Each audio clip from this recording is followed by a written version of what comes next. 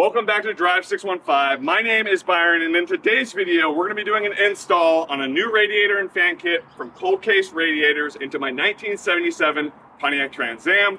We're going to be doing the install at my friend Scott's place, so let's get this loaded up and get trucking. Oh, I don't think it's going to fit. All right, so it doesn't fit in the back, so we're going to set it back here. I got to be extra careful with the white seats and the carbon fibre there.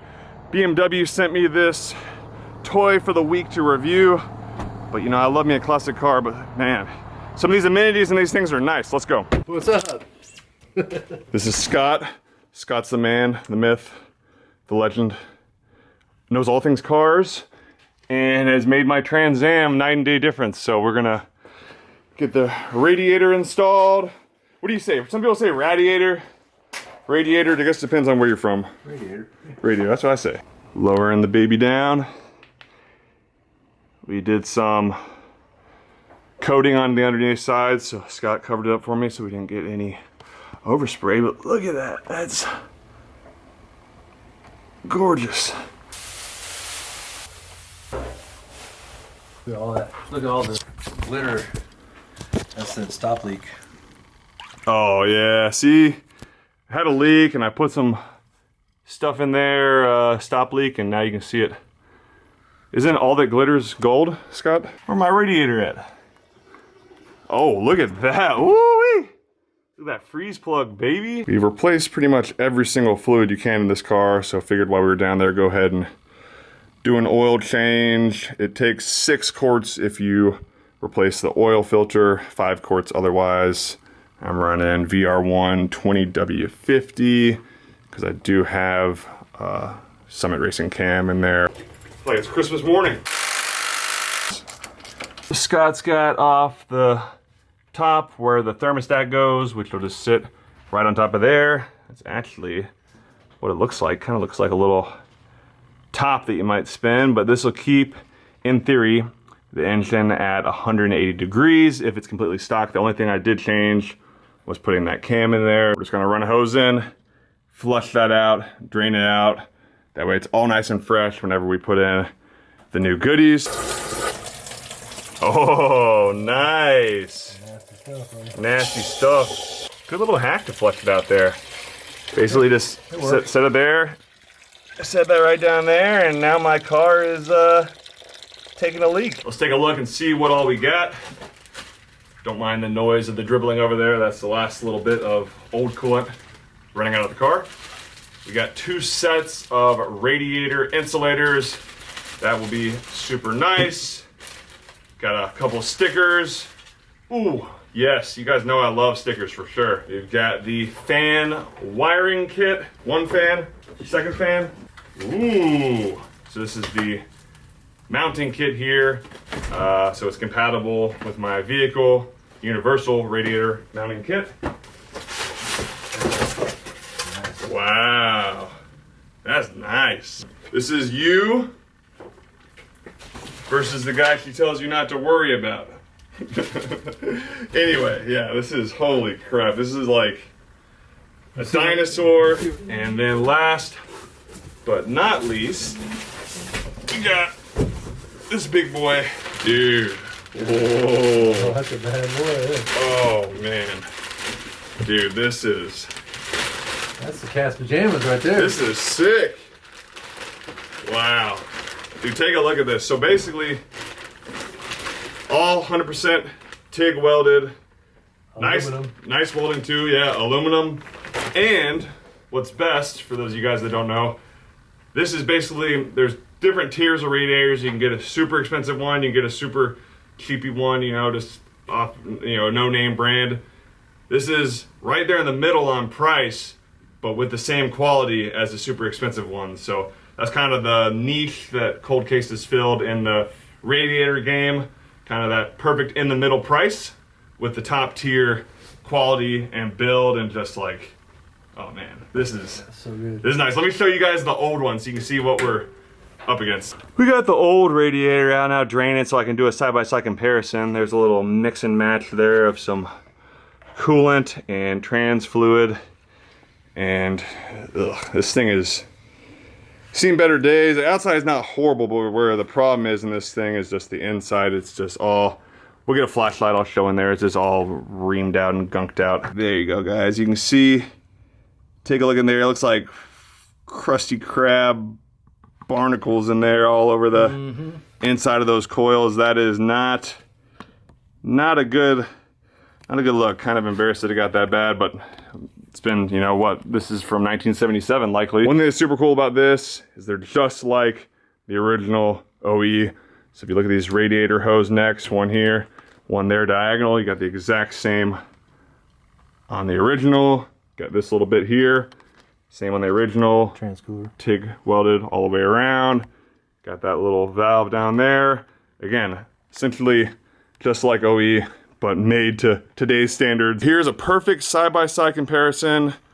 We got the new and the old. Identical shape, essentially. Basically, yeah, I mean, this is just the brand new version of this, which is pretty awesome. And again, you don't have all that crust and just build up of 40 plus years. Brand new, as it should look right there. So super excited to get this in the Trans Am for the summer.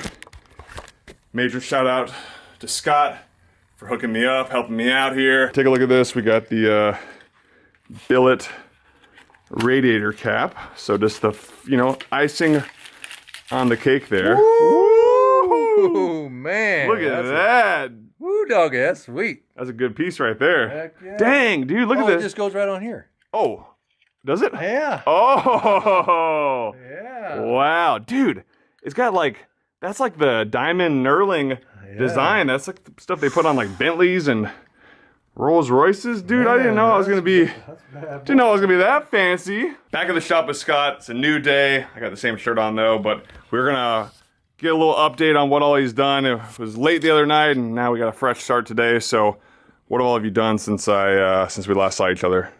Well, I put that together. All right, let's take a look at that real fast. So it's ready to be installed. So you put the fans, you screwed the fans in. They were individual. Mounted the shroud. How did you mount it here on the bottom? You just zip screw. They got self tappers that came in the kit. Okay. They just self tap in. And then this is pretty easy to install. Just 4 screws all the way around on the fans. Yep. Any other prep work on the fans, or that was it? That's it. Yeah. And then this, any screws up? Yeah, same on the top as well. So that screws right in. So you got that set up. It's ready to go in. Then down here, what we got? Glue mounts in down here for the base of the radiator to sit on. Okay, perfect. Now the part we need to figure out is how we're gonna use these brackets there to get that mounted in. It is a custom mount because with the fans, it will sit a little bit differently. I believe if you just get the radiator alone, that you don't have to custom mount anything. As far as the radiator goes, it's pretty simple to take out the old one, right? You just you just took these 4 bolts off here. Yep, and then the whole shroud and radiator assembly comes out as a unit. Okay, other than disconnecting the upper hose and the lower hose and those and the fan. Out, Okay, but other than that was pretty simple. Yep, pretty simple. All right, and hopefully it'll be just as simple to get the new one in and we'll be rocking and rolling. So he put the temp sensor for the fans on as well, put the upper hose on, thermostat is in there, brand new thermostat, and we should be good to go. And we're just kind of trying to figure out where we want to put the relay for the wiring for the fans. We'll do a little test fit, see if we can get the mounting brackets lined up. So what we think we're going to do is going to use the custom mount here, mount it there, maybe adjust that, and then that'll help hold it in. Test fit number 2. Actually, final fit, right? Oh yeah. Scott's hooking up the trans cooler lines, one in, one out. They're pretty rigid though, so we just gotta finagle it, but get those in. He's got the lower radiator hose hooked in. We'll pop this blue cap off up here. We'll put the upper in. That'll kind of temporarily hold it into place while we work on the custom mounting that we'll be doing.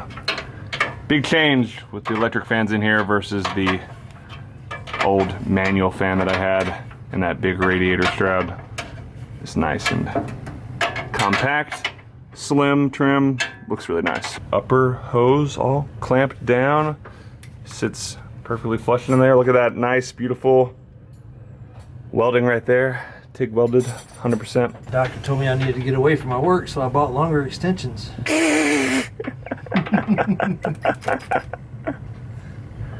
I thought you were being serious. It is pretty cool though. Look at that. He's got the extender, super extender rod on there, man. That's actually pretty good to get that lower radiator hose clamp. Scott's making a few adjustments there on the mounting bracket that we got from the website. It's gonna be fully custom. Just gonna make sure that it mounts in perfectly. I don't wanna have to adjust anything on the car. We're gonna use the existing bolts, but without the old bulky fan shroud that was on the old radiator. We're gonna make this little custom adjustment there. We'll be dialed in. If you're looking for a radiator for your classic or late model car or truck, then look no further than Cold Case Radiators and use code DRIVE615 at checkout for free shipping on the website, or if you call in. Let's go take a look and see how they're looking. How's she looking? Woo-wee! Looking real good. So now, we're gonna use this existing mount right there where the old fan shroud bolted in. Just gonna bolt that puppy in right there. That's gonna hold it nice and flush, and then no more bulky fan. Just take a look at that fan right there, and let me show you what we were working with real quick. And that was the old shroud, cracked, dusty, gross, just complete mess. And this is what we were working with. That was the big manual metal fan that we had previously. Take a look at this. Yeah. So we got rid of that, and now we got the nice electric fans, my old radiators in there. I guess I'll give it to someone or probably just end up tossing it. No use for it. We got some rubber glued on the back side of that, so it's not just metal on metal. We're gonna use that existing screw there and the existing mounts here. We'll just use the outer two instead of the four where the previous shroud was in. I better put that shroud in the car as well. Well, it's probably gonna end up in the dump along with that radiator, but yeah, this is just really, it just looks so much better. I love how you can see the fans through there. I love how you can see the chrome. You can also get this in a black, but I think the chrome really pops. Way better. Yeah, it goes with the AC compressor. If I was doing like a full resto mod build maybe, then I would maybe have black if I had like a LS swap or something, but I think it looks fine as it is. It looks really good actually. Just clip that in there off the back of each fan, and now we're just trying to figure out where we want to mount it in at. That's pretty much the last little step here. Perfect. They got them wired right. Perfect. You were just testing which way they're going, because you can reverse the polarity on them to make them push or pull, and you can flip the fan over too to make it push or pull. That's why you always check them to make sure that they're. It's gonna be badass. Hell yeah. Just gonna read the instructions. They gave us the instructions in the box, along with everything else. And I think we're gonna mount the relay here and then mount this fusible link behind the alternator. Check this out. There was already a little hole in the bit of that fender, so we're gonna run the relay, which has got that there. We're gonna run all the grounds to that as well, and won't have to do any modification, right? I mean, just basically just not to drill no holes in it. Nothing. It's already good to go. This is working out flawlessly. I'm gonna take this little back nut here. I'm actually gonna line that up, but I can't really see. I have to go by feel. So there my finger is. So there that is. He's gonna put that in. He's putting the grounds on there. How many grounds do you? Just two. Just 2 grounds? Good? Yeah. Is it moving? That's good. It's tight. Is it? It's tight? Oh yeah. That's cool, man. That's great. Now I want to see. That looks really good too. I look like official with this. Make sure these grounds are good. Haha, grounds work. Running that up under the compressor, and then just put that right up behind the alternator. Yeah, right to the alternator here. Sweet. That's nice. They give a lot of excess just in case we had to reroute it somewhere else. Right. Just convenient. We were able to mount it right there and don't have to have as much. We'll just cut off the excess. And then final blue. Blue goes to a switched power. This thing, right? Oh, okay. Switch power. Got it. Cut a little excess of the white wire off. Scott is putting that together. We're going to put that with the rest of the blue wire, which we're going to put through the firewall and connect it to an empty spot on the fuse box. There's quite a few spots we can put it right there on the fuse box. I'm going to jump in with the radio. Okay. Okay. Sounds good. So that's as far as the blue made it, because it's got to go all the way from here. We wrapped it around nicely, and then it's going to go through a little, like a little rubber part of the firewall. Instead of running it through there, it looked like someone had already drilled a hole in the firewall right there, so we popped it through there, and now we got him wiring it in over there. Is this like a trick of the trade type thing? This shrink wrap. This is a shrink wrap connector. And just heat just shrinks it up, but doesn't damage the wire because of the coating on it. Right. It just keeps the moisture out of this metal here, so it doesn't get rusted.